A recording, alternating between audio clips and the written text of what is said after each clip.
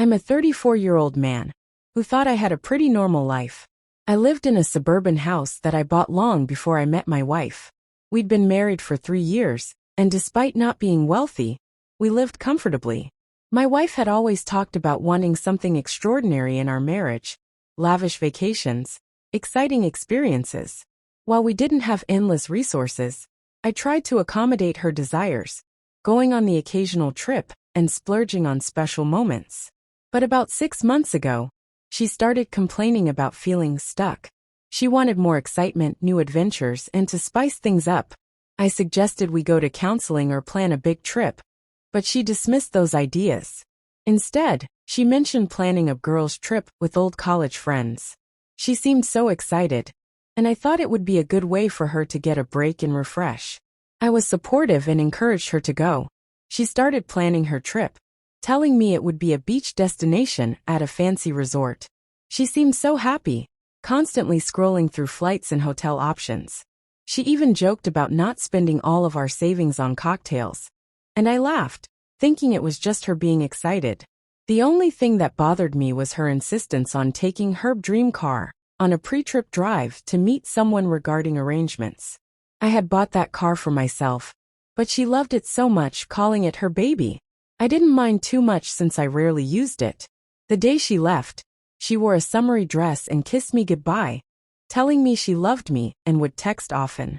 I felt a little emptiness, but also a bit of relief. Hours passed and I shot her a text. She replied briefly, saying she was busy with the girls, and sent a generic beach photo that didn't feel quite right. I shrugged it off, trusting her. But the days went by, and I barely heard from her. When I called, she went straight to voicemail. And when she did text, it was a few words about being exhausted from partying or on a boat with no signal.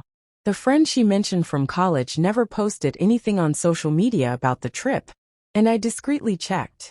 My doubts grew. Things took a darker turn when I stumbled upon strange invoices in our shared email. There were high-end resort bookings under her name, but the location wasn't the beach city she'd told me about. It was a romantic honeymoon destination in another state. My heart raced as I started to wonder if there was something more going on. As I looked deeper, I found her credit card statements revealing more details about this mysterious honeymoon resort. There were even notes in her desk, scribbled references to a honeymoon suite, and a man's name I didn't recognize. She was already married to me, so why was she planning a honeymoon with someone else? I felt a mix of shock and rage building inside me. I couldn't shake the feeling that something was terribly wrong. Then I got the confirmation I was dreading. One of her coworkers came by to pick up some documents and casually mentioned that she'd taken extra time off for a couple's package. She hadn't told me about this. I was stunned. I could barely hide my anger, and the coworker immediately realized something was off. I sent them away quickly, my mind reeling with the betrayal. I needed definitive proof, so I dug deeper. I checked her phone logs on our shared account and noticed a new number that kept popping up, especially late at night. I found hidden photos she'd forgotten to delete from her cloud backup. My stomach dropped as I scrolled through images of her in a luxurious suite with a man I didn't recognize. They looked cozy, smiling together on a resort balcony with champagne in hand. The timestamps matched the dates of her trip. My heart sank. She hadn't gone on a girls' trip at all. She had gone on a honeymoon with her lover, while I was left behind. When she returned, claiming a delay in her flight, I greeted her coldly. She had a new expensive bag, a souvenir from the trip. She was glowing, and I could tell she was hoping I wouldn't notice anything. She launched into a rehearsed story about how the girls had such a great time. I kept my cool, but I felt the anger bubbling beneath the surface. I asked her about the resort, and she got defensive. I already knew what had happened, so I didn't hold back. I told her I knew she wasn't at the beach city like she claimed, and that I'd found receipts for the honeymoon suite. Her face went pale, and she tried to deny it, but I wasn't having it. I showed her the photos of her with the man, basking in their little paradise. She froze, and her eyes filled with tears as she muttered that it was a mistake. But I couldn't listen to her excuses anymore. She had crossed a line I could never come back from. I was devastated by the betrayal, and it took everything in me not to expose her right then and there. So I did the only thing I could think of in that moment. I took her car, sold it, filed for divorce, and made sure everyone knew what had really happened. She had lied, manipulated me, and taken advantage of my trust. I wasn't going to let her get away with it. I never meant to hurt her. She sobbed, spitting out the usual cheater script. I needed an escape, she said. I never meant to hurt you. I asked, who is he? She quickly tried to downplay it, saying he was just a friend and that it was only physical, an impulsive fling. But then she tried to convince me that she still loved me. I could feel the disgust rising within me. I told her to pack her essentials and leave my house. She wailed, arguing that it was her home too. Technically, though, the house was mine. I had bought it before we were married, and it remained in my name. She threatened that I had no right to kick her out, and insisted we needed to talk calmly. I coldly responded that any discussions from here on out would be through lawyers. Her tears streamed down her face, as she demanded to keep the dream car she loved. I let out a dark laugh. She had no claim to it. That car was mine, and she had no right to it. When I refused, she shrieked, calling me petty. I told her to get out. She stomped off, cursing me as I locked the door behind her.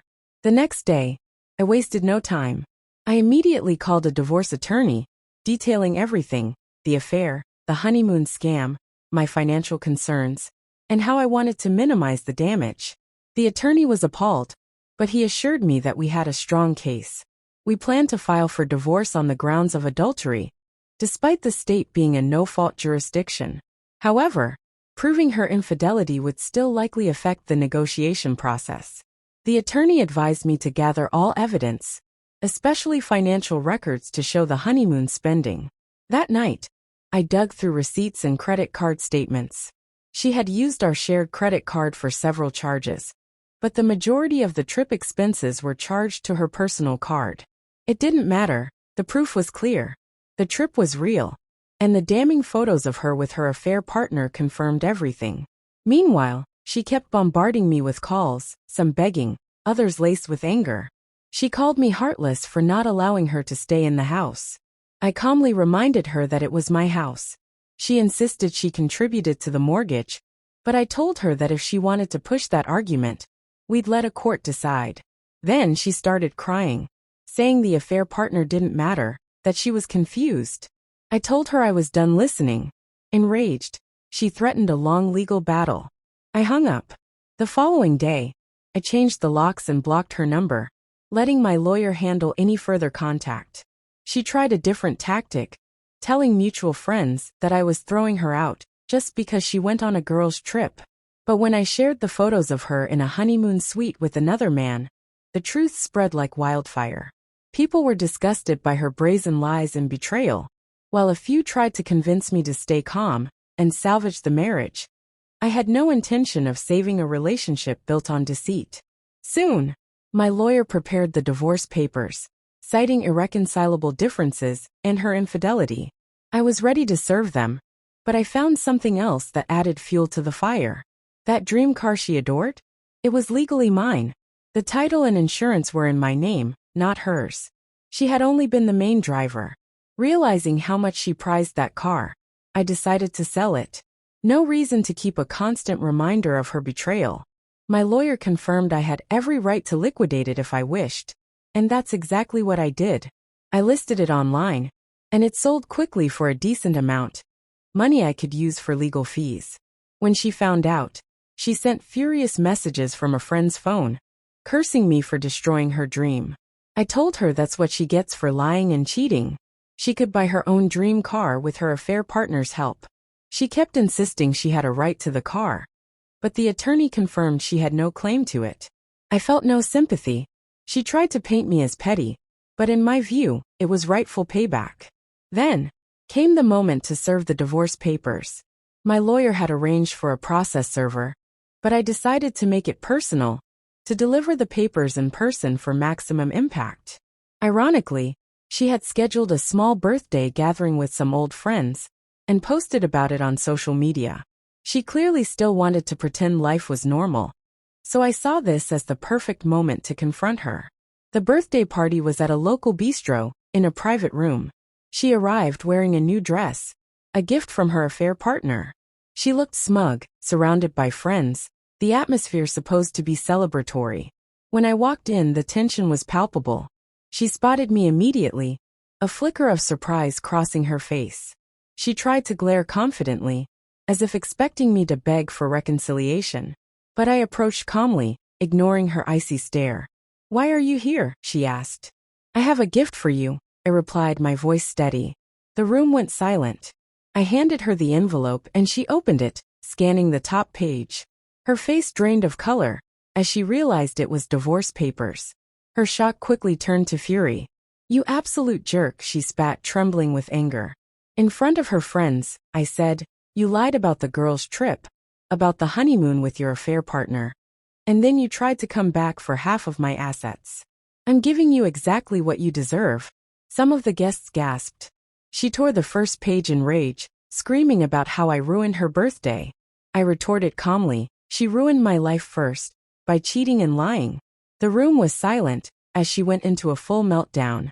She demanded I leave, and the bistro manager hovered, unsure of what to do. I calmly told her, "My lawyer expects your response within the timeline indicated. Happy birthday." Then I turned and walked out, knowing that I had done the right thing.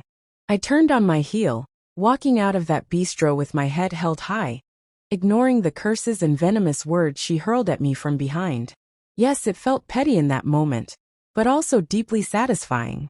She had humiliated me, and now, I let her taste just a fraction of that public humiliation. The following days were filled with endless messages from her, calling me vile names, threatening to fight for spousal support, and demanding half of the house. My lawyer kept me calm, reminding me that we had solid evidence of her infidelity and deceit. The short duration of our marriage, and the fact that the house was purchased before we were married, made her claims laughable. Eventually, we found ourselves in court for the divorce hearing. She tried to spin a sob story, painting herself as a victim, claiming that I had been controlling, and that she only found solace with her affair partner, because I stifled her. But my lawyer had all the evidence needed: the honeymoon suite bookings, the lies about her trip, and the timing of her departure. The judge seemed unimpressed by her theatrics, and when she insisted she deserved half the house, we presented the deed, which was in my name, predating the marriage. No significant improvements had been made with her money, and the judge leaned in my favor. She pleaded for spousal support, claiming she was jobless, but my lawyer countered that she had left the marriage in bad faith, using deception to carry out her affair. There were no children to care for, and the judge saw through her manipulations. The final ruling was overwhelmingly in my favor. No spousal support, the house remained mine, and any possessions I had bought before the marriage were off limits to her. She left the courtroom red-faced, with only minimal personal items, while I stood victorious. Word quickly spread among our mutual acquaintances about how she had tried to run off on a honeymoon with her secret lover, only to end up with nothing after the divorce. Her affair partner wasn't eager to share finances with her, and she found herself in a precarious position. Some criticized my decision to serve her the papers at her birthday party, calling it savage. I shrugged it off. She had orchestrated a betrayal that cost me money, time, and heartache. She had lied about a girl's trip, while actually going on a honeymoon with another man.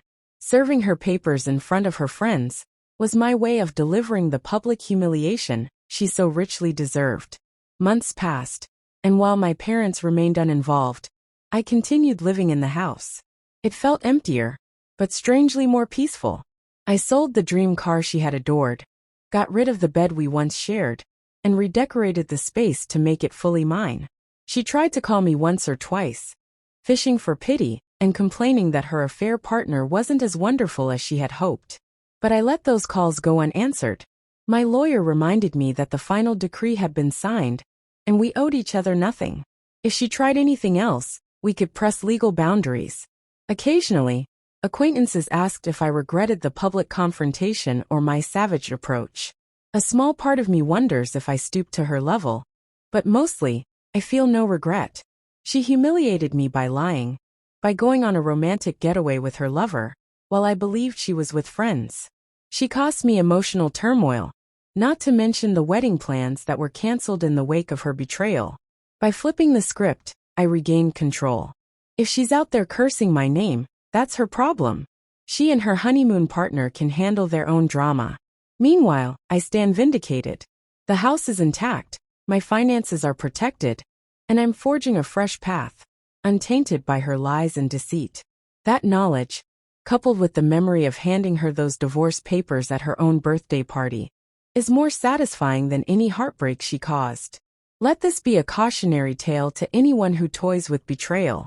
The truth, once revealed, can bring about the ultimate downfall and deliver a measure of sweet revenge for the wronged party.